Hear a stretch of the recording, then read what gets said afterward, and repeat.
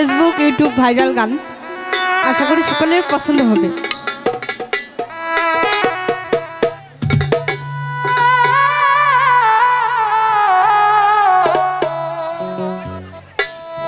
তাহলে দাদা লাইটটা বন্ধ করতে হবে।